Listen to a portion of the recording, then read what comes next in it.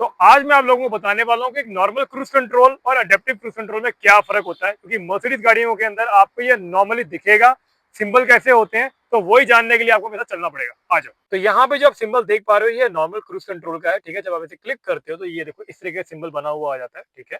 तो ये जो है ये नॉर्मल क्रूज कंट्रोल है, यानी कि जब आपने कोई स्पीड सेट की और लगातार गाड़ी उसी स्पीड पे चलती चली जाएगी जब तक आप ब्रेक नहीं लगाते, ठीक है। जब ब्रेक लगाएंगे तो क्रूज कंट्रोल खत्म हो जाएगा, ठीक है। ये है आपकी एडेप्टिव क्रूज कंट्रोल का साइन, है तो बिल्कुल नॉर्मल वाला, लेकिन जब आप इस पर क्लिक करते हो बकायदा यहाँ पे आप देख रहे हो इसके ऊपर ये वाला सिंबल भी दिया हुआ है। ये है जब आप क्रूज कंट्रोल लगा लेते हो ना, तो आगे वाली गाड़ी और प्लस अपनी गाड़ी के बीच में कितना गैप होना चाहिए वो आप यहाँ से मेंटेन करते हो। मैं आपको दिखाता हूँ। जैसे ही आपने इसको दबाया, प्लस यहाँ पे आप देखो ये सिंबल बनाया है, यहाँ पे आपको स्पीडोमीटर का जिसको साइन दिख रहा है, प्लस साथ ही साथ आपको एक गाड़ी का साइन भी दिख रहा है। तो बेसिकली ये है आपका एडेप्टिव क्रूज कंट्रोल।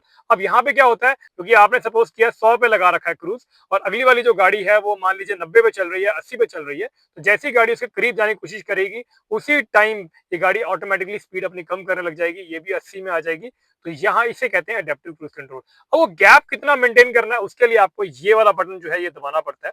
तो जब आप दबाते हैं, देखो यहाँ पे नीचे गाड़ियों का सिंबल बना रहा है ना, ये बीच में जो गैप बना आ रहा है ये है। दोबारा दबाएंगे, देखो यहाँ भी बना आ रहा है, प्लस ऊपर ही बना आ रहा था, ये देखो ऊपर।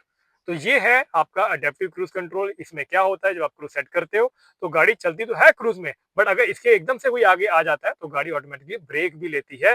ब्रेक इन द सेंस ये अपनी स्पीड को कंट्रोल करती है अगली वाली गाड़ी के हिसाब से। जैसे ही अगली वाली गाड़ी हट जाती है, ये दोबारा अपने उसी क्रूज की स्पीड में चलना चालू हो जाती है जिस स्पीड पे आपने सेट किया होता है। तो ये फर्क होता है एक नॉर्मल क्रूज कंट्रोल पे और एक अडेप्टिव क्रूज कंट्रोल।